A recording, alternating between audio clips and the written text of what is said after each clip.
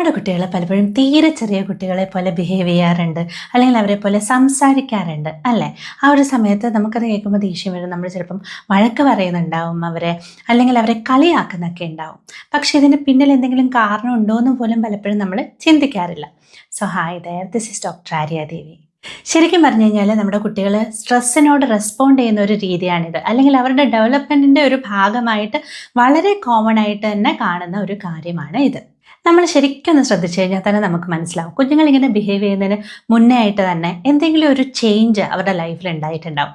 അവരെ സംബന്ധിച്ചിടത്തോളം അതൊരു വലിയ ചേഞ്ച് തന്നെ ആയിരിക്കും. അതായത് നമ്മൾ വീടോ സ്കൂളോ ഒക്കെ ചേഞ്ച് ചെയ്തിട്ടുണ്ടാവും, അല്ലെങ്കിൽ അവർക്കൊരു അനിയനോ അനിയത്തിയോ ഒക്കെ വന്നിട്ടുണ്ടാവും.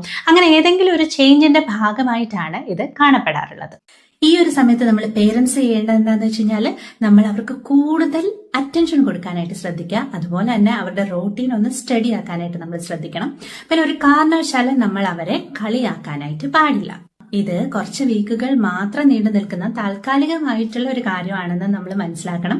പിന്നെ നമുക്ക് ഒരുപാട് എക്സ്ട്രീം ആയിട്ട് കുട്ടികൾ ഇങ്ങനെ ബിഹേവ് ചെയ്യുന്നതായിട്ട് തോന്നിക്കഴിഞ്ഞാൽ നമുക്കത് അവരുടെ ഡോക്ടറായിട്ട് ഡിസ്കസ് ചെയ്യാവുന്നതുമാണ്.